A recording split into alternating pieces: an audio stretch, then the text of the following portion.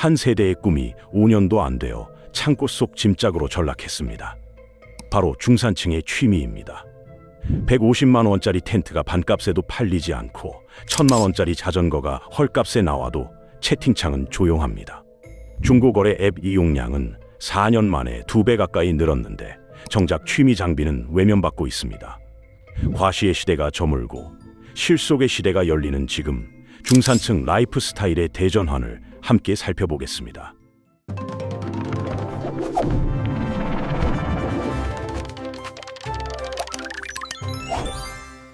숫자가 말해주고 있습니다. 도입부에서 말씀드린 현상은 결코 과장이 아닙니다. 당근마켓과 중고나라를 열어보면 요즘 풍경이 확연히 달라졌습니다. 불과 2년 전만 해도 캠핑 장비나 고급 자전거는 올리자마자 팔려나갔습니다. 가격 제한 불가라는 문구를 달아도 문의가 쏟아졌습니다. 그런데 지금은 어떻습니까? 내고 가능이라고 적어도 채팅창은 쥐 죽은 듯 조용합니다. 온라인 커뮤니티에는 이런 글들이 넘쳐납니다. 캠핑 몇 번 가봤는데 차라리 그 돈으로 해외여행 가는 게 낫겠더라. 한 번 쓰고 반값에 당근했는데 그마저도 안 팔린다. 이것이 지금 중산층 취미 시장의 현실입니다. 단순히 경기가 안 좋아서 이런 현상이 벌어지는 걸까요? 물론 경기 침체도 한몫합니다. 하지만 더 깊은 곳에서 무언가가 바뀌고 있습니다. 과거 중산층의 상징이었던 이 물건들이 이제는 그 의미 자체를 잃어버렸습니다. 캠핑 장비, 골프채, 고급 자전거, 한때 이것들을 갖추는 것은 어느 정도 성공했다는 증표였습니다.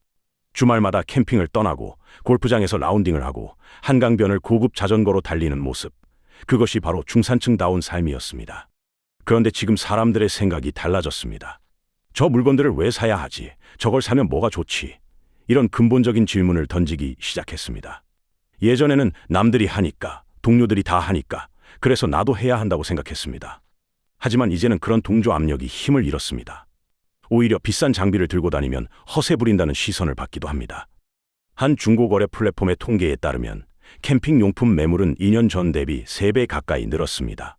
그런데 거래 성사율은 절반으로 떨어졌습니다. 공급은 폭발적으로 늘었는데 수요는 쪼그라들었습니다. 골프 용품도 마찬가지입니다. 풀세트 골프채 매물이 넘쳐나지만 실제로 팔리는 건 열에 하나도 안 됩니다. 왜 갑자기 이 많은 사람들이 장비를 내놓기 시작했을까요? 크게 3가지 이유가 있습니다. 첫째, 경제적 압박입니다. 금리가 오르고 물가가 치솟으면서 여유 자금이 사라졌습니다. 둘째, 취미 자체에 대한 회의입니다. 막상 몇 번 해보니 생각보다 재미없더라, 나한테 안 맞더라 하는 사람들이 많습니다. 셋째, 라이프 스타일의 변화입니다. 코로나 시기에 급하게 시작한 취미들이 일상으로 돌아오면서 자연스럽게 정리되고 있습니다. 이 3가지가 복합적으로 작용하면서 중고장터가 중산층 취미의 무덤이 되어가고 있습니다. 한때 자랑스럽게 SNS에 올리던 그 장비들이 이제는 하루빨리 처분하고 싶은 짐짝이 되어버렸습니다. 그렇다면 구체적으로 어떤 취미들이 무너지고 있을까요? 그 원인을 하나씩 들여다보겠습니다. 골프는 오랫동안 한국 중산층의 대표 취미였습니다. 아니, 취미라기보다는 일종의 사회적 의례에 가까웠습니다. 거래처와의 관계, 상사와의 친목, 동문 모임까지. 골프장은 비즈니스의 연장선이었습니다. 그래서 기업들은 법인카드로 직원들의 골프 비용을 지원했고 접대 문화의 핵심 수단으로 골프가 자리 잡았습니다.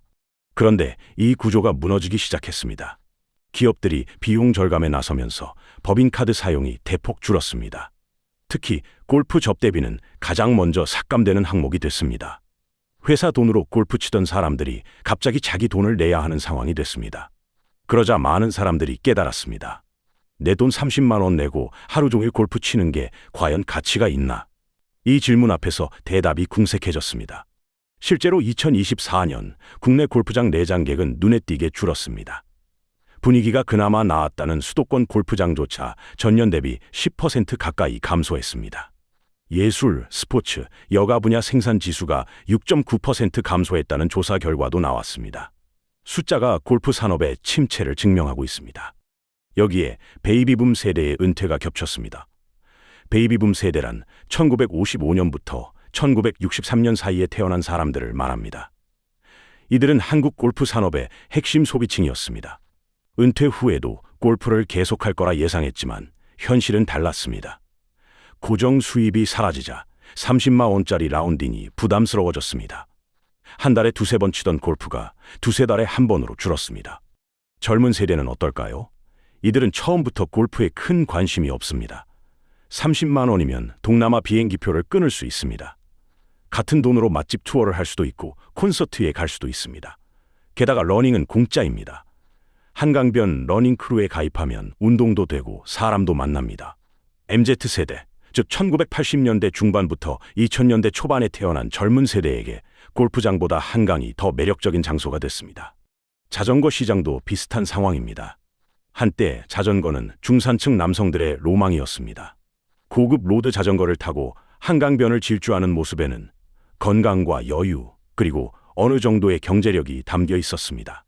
그래서 입문자들도 어느 정도 투자를 해야 한다는 인식이 퍼졌습니다.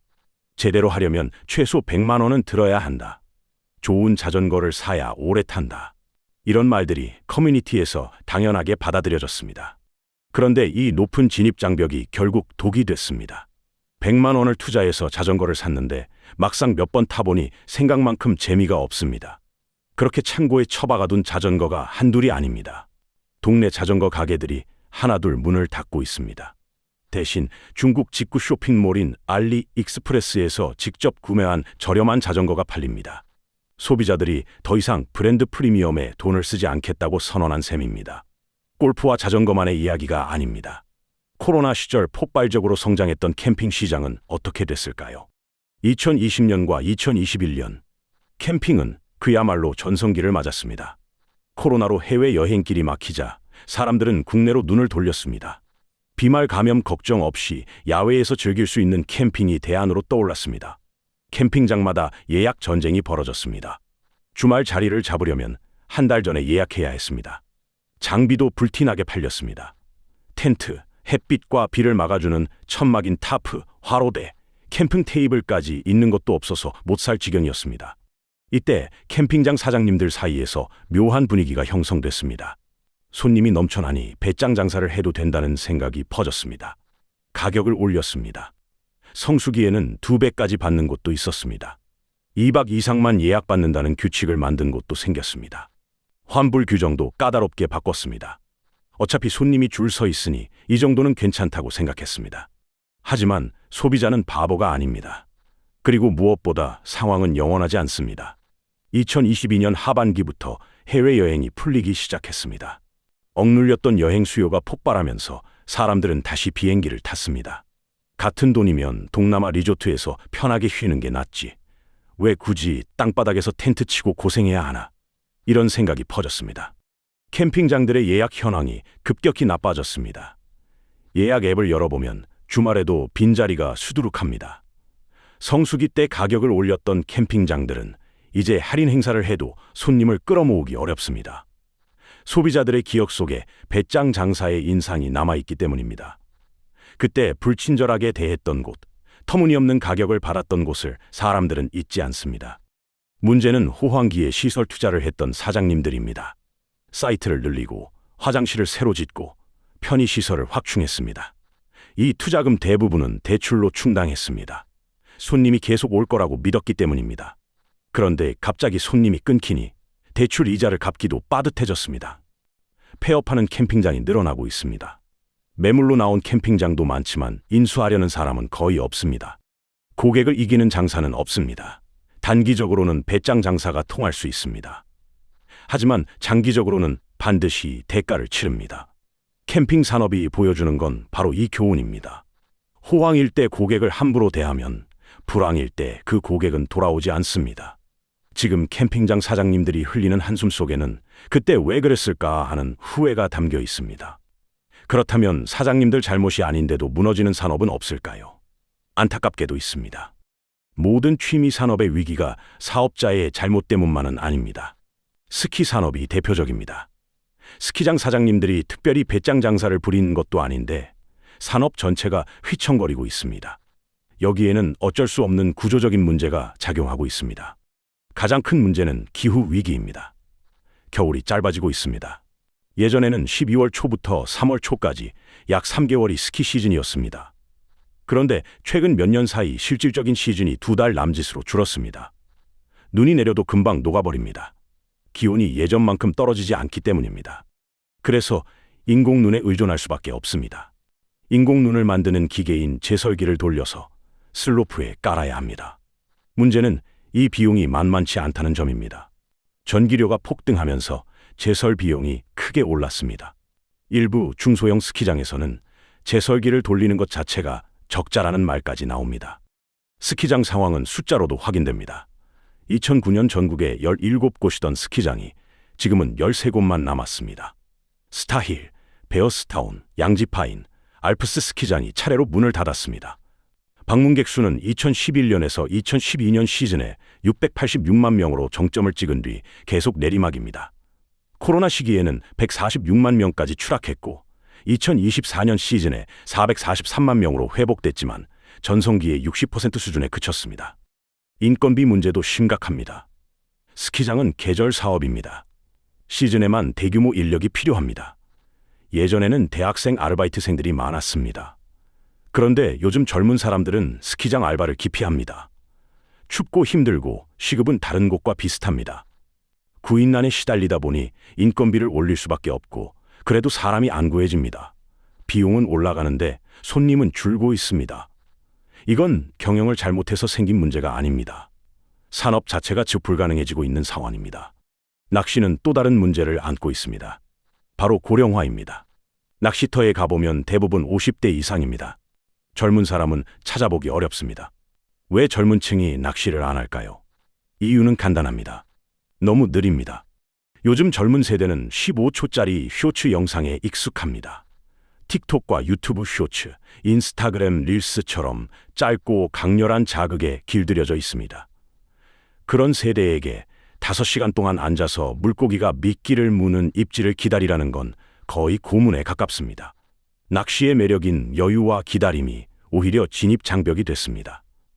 신규 유입이 없으니 기존 인구가 나이 들면서 자연스럽게 시장이 쪼그라듭니다. 고령화된 취미의 끝은 소멸입니다. 그런데 이런 현상이 한국에서만 벌어지고 있을까요? 사실 우리보다 먼저 이 길을 걸은 나라가 있습니다. 지금 한국에서 벌어지는 일들이 낯설게 느껴지지 않는 나라가 있습니다. 바로 일본입니다. 1990년대 초 일본 버블이 붕괴했을 때 비슷한 일들이 먼저 일어났습니다. 그리고 그 궤적이 지금 한국과 놀라울 정도로 닮아 있습니다. 버블이란 자산 가격이 실제 가치보다 훨씬 높게 부풀어 오른 상태를 말합니다.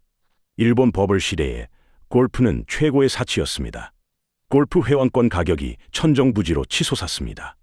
억 단위는 기본이었고 인기 있는 골프장 회원권은 수억 원에 거래됐습니다. 기업들은 접대용으로, 개인들은 재테크 수단으로 골프 회원권을 사들였습니다.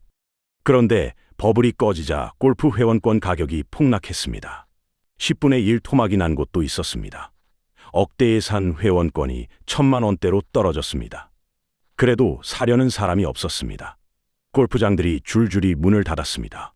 스키 산업도 마찬가지였습니다. 버블 시대 일본에서는 스키가 엄청난 인기를 끌었습니다. 젊은 연인들의 필수 데이트 코스였고 스키장마다 인파로 북적였습니다. 그런데 버블 붕괴 후 스키장 방문객이 급감했습니다. 경제적 여유가 사라지면서 비싼 스키 여행을 자제하게 됐습니다. 거기에 저출산 고령화가 겹쳤습니다. 젊은 인구가 줄어드니 스키를 탈 사람 자체가 사라졌습니다. 결국 일본 스키장들은 대규모로 폐업했습니다. 한때 스키 리조트였던 곳들이 태양광 발전소로 바뀌었습니다. 슬로프 위에 태양광 패널이 빼곡히 들어선 풍경. 이것이 일본 스키 산업의 현재입니다.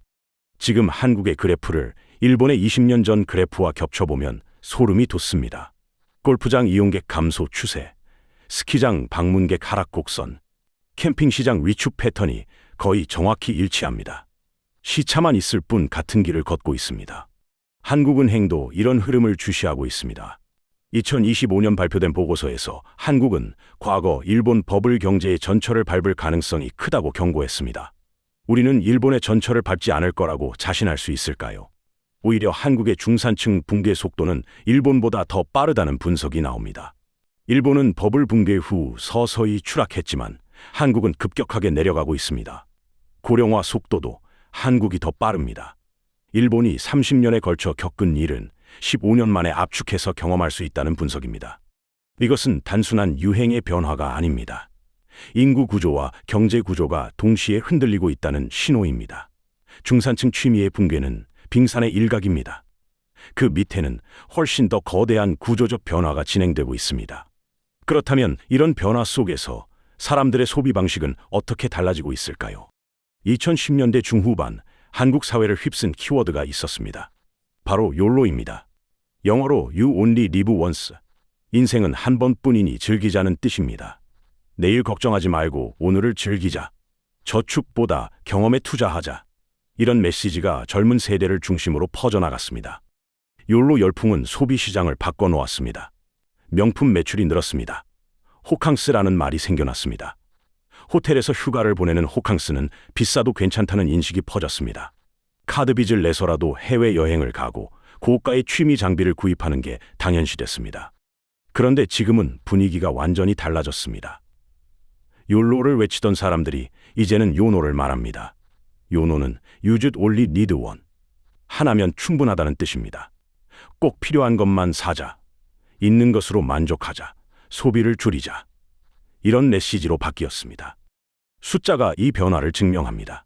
한국방송광고진흥공사가 발표한 조사에 따르면 보이는 소비보다 내가 만족하는 실용적인 소비를 선호한다는 응답이 89.7%에 달했습니다.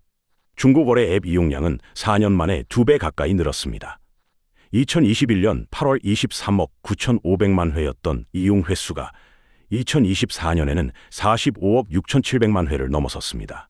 2030 세대의 수입차 구매는 전년 대비 11% 감소한 반면 중고차 소비는 29% 증가했습니다. 왜 이런 변화가 생겼을까요? 현실의 벽에 부딪혔기 때문입니다. 욜로를 외치며 소비하던 사람들이 깨달았습니다. 월급은 안 오르는데 물가는 계속 오릅니다. 집값은 하늘 높은 줄 모르고 치솟았습니다. 금리까지 올라서 대출 이자 부담이 커졌습니다. 오늘 즐기자고 쓴 돈이 내일의 족쇄가 되어 돌아왔습니다. SNS에서는 무지출 챌린지가 유행입니다. 한 달 동안 최소한의 비용만 쓰며 사는 걸 인증합니다. 예전 같으면 부끄럽다고 여겼을 일이 이제는 자랑이 됐습니다. 짠테크, 거지방 같은 커뮤니티가 인기입니다. 짠테크란 짠돌이처럼 아끼는 재테크를 뜻합니다. 절약을 공유하고 서로 응원하는 문화가 퍼지고 있습니다. 이런 흐름 속에서 소비 시장은 양극화되고 있습니다. 어설픈 중간 가격대는 다 죽습니다. 살아남는 건 두 가지뿐입니다. 첫째, 아주 비싼 럭셔리로 상위 1%를 위한 시장입니다. 이들은 경기와 상관없이 소비합니다. 둘째, 극강의 가성비로 나머지 99%를 위한 시장입니다. 최대한 싸게, 최대한 실속 있게 사려는 수요입니다. 중산층을 겨냥한 시장이 위험해졌습니다. 그럭저럭 괜찮은 품질에 그럭저럭 적당한 가격. 이런 포지션은 더 이상 통하지 않습니다. 애매한 가격대의 골프장, 적당히 시설 좋은 캠핑장, 이런 곳들이 가장 먼저 무너지고 있습니다. 고객층이 양쪽 극단으로 빠져나가고 있기 때문입니다. 그렇다면 이런 변화 속에서 실제로 사람들의 삶은 어떻게 달라졌을까요? 은퇴를 앞둔 세대의 이야기를 들어보겠습니다. 김 부장은 35년을 한 회사에서 일했습니다. 정년까지 버텼고 퇴직금도 받았습니다. 퇴직하면서 그는 나름의 계획이 있었습니다. 이제 골프 치면서 여유롭게 살아야지. 현역 시절에는 바빠서 못 쳤으니 은퇴하면 일주일에 2-3번은 라운딩을 해야겠다고 생각했습니다. 그런데 현실은 달랐습니다. 국민연금과 퇴직연금을 합쳐서 월 200만 원 정도가 들어옵니다. 아파트 관리비, 건강보험료, 생활비를 빼면 남는 게 별로 없습니다. 골프 한 번 치면 30만 원입니다. 그린피에 카트비, 캐디피, 식사비까지 포함하면 그렇습니다. 한 달에 2번만 쳐도 60만 원입니다. 연금의 3분의 1이 골프비로 나가는 셈입니다. 처음에는 그래도 쳤습니다. 평생 일했는데 이 정도는 괜찮지 않나 싶었습니다. 하지만 석 달, 넉 달 지나니까 부담이 됐습니다. 아내 눈치도 보이고 통장 잔고도 신경 쓰입니다. 결국 골프 횟수를 줄였습니다. 한 달에 한 번, 2달에 한 번. 그러다 보니 어느새 골프를 거의 안 치게 됐습니다. 돈보다 더 무서운 게 있습니다. 관계의 단절입니다. 김 부장은 현역 시절 골프 모임에서 사람들을 만났습니다. 퇴직하고도 그 모임은 계속됐습니다. 그런데 골프를 안 치니까 모임에 안 나가게 됩니다. 처음에는 연락이 왔습니다. 부장님, 오늘 안 나오세요? 하지만 몇 번 빠지다 보니 연락도 뜸해졌습니다. 어느새 카톡방도 조용해졌습니다. 집에만 있는 시간이 늘었습니다. 아침에 일어나도 갈 데가 없습니다. TV를 보다가 낮잠을 자다가 또 TV를 봅니다. 아내는 은근히 불편해합니다. 평생 일만 하던 남편이 갑자기 집에 하루 종일 있으니 적응이 안 되는 것입니다. 이것이 취미를 잃은 은퇴자의 현실입니다. 취미가 사라진 게 아닙니다. 사회적 수명이 끝나는 것입니다. 사람은 관계 속에서 살아갑니다. 만날 사람이 있고 갈 곳이 있어야 삶에 활력이 생깁니다. 골프가 중요한 게 아니라 골프를 통해 유지되던 관계가 중요합니다. 그 관계가 끊어지면 삶 자체가 쪼그라듭니다. 김 부장 같은 사람이 한둘이 아닙니다. 지금 대한민국의 수많은 은퇴자들이 비슷한 상황에 처해 있습니다. 꿈꿨던 노후와 현실의 노후 사이에서 방황하고 있습니다. 이것은 개인의 문제가 아니라 우리 사회 전체가 마주한 문제입니다. 그렇다면 이런 상황에서 우리는 무엇을 해야 할까요? 지금까지 이야기한 내용을 한 문장으로 정리하면 이렇습니다.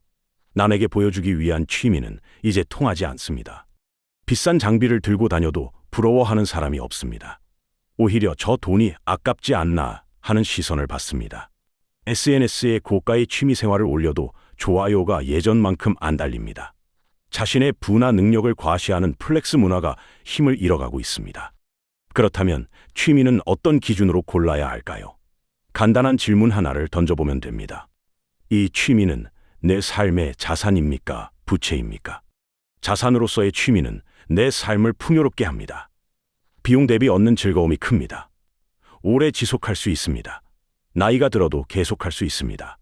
다른 사람과 함께 할 수 있어서 관계를 유지해 줍니다. 부채로서의 취미는 내 삶을 조여옵니다.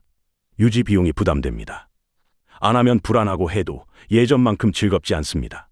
남들 눈치를 보며 억지로 하게 됩니다. 장비는 창고에 쌓여가고 그걸 볼 때마다 죄책감이 듭니다. 지금 중고장터에 나와 있는 그 수많은 장비들은 누군가에게는 부채였습니다. 사는 순간에는 설렜지만 막상 몇 번 쓰고 나니 짐이 됐습니다. 그리고 이제 그 짐을 털어내려 하지만 아무도 받아주지 않습니다. 이제라도 점검해 볼 필요가 있습니다. 내가 하는 취미가 정말 내가 좋아서 하는 건가? 아니면 남들이 하니까 남에게 보여주고 싶어서 하는 건가? 솔직하게 답해봐야 합니다. 화려한 장비가 없어도 행복할 수 있습니다. 동네 공원을 산책하는 것도 취미입니다. 도서관에서 책 읽는 것도 취미입니다. 비용은 거의 들지 않지만 마음은 풍요로워질 수 있습니다. 중요한 건 장비의 가격이 아니라 그 시간이 나를 얼마나 행복하게 하느냐입니다. 남의 시선을 의식하는 소비의 시대는 저물고 있습니다. 나를 위한 실속의 시대가 왔습니다. 이 변화를 불행으로 볼 수도 있고 기회로 볼 수도 있습니다. 남의 시선에서 벗어나 진짜 내가 좋아하는 것을 찾을 수 있는 기회입니다. 그렇게 생각하면 지금이 오히려 새로운 시작일 수 있습니다. 결국 취미란 다른 사람에게 보여주기 위한 게 아니라 나 자신을 위한 것이어야 합니다.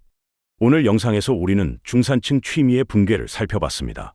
골프, 캠핑, 자전거, 스키, 낚시까지 한때 중산층의 상징이던 것들이 왜 짐짝이 됐는지 그 원인을 파헤쳐 봤습니다. 핵심은 이것입니다. 남에게 보여주기 위한 소비는 결국 짐이 됩니다. 반면 진짜 나를 위한 소비는 삶을 풍요롭게 합니다. 여러분의 취미는 자산입니까? 부채입니까? 댓글로 여러분의 생각을 들려주시면 좋겠습니다. 그런데 모든 취미 산업이 무너지는 건 아닙니다. 이런 흐름 속에서도 오히려 폭발적으로 성장하는 분야가 있습니다.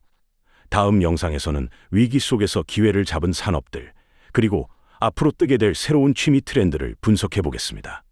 이런 경제 흐름과 트렌드 분석 영상을 놓치고 싶지 않으시다면 지금 구독과 좋아요 눌러주시기 바랍니다. 구독하시면 변화하는 시대를 읽는 눈을 가장 먼저 만나보실 수 있습니다. 그럼 다음 영상에서 뵙겠습니다.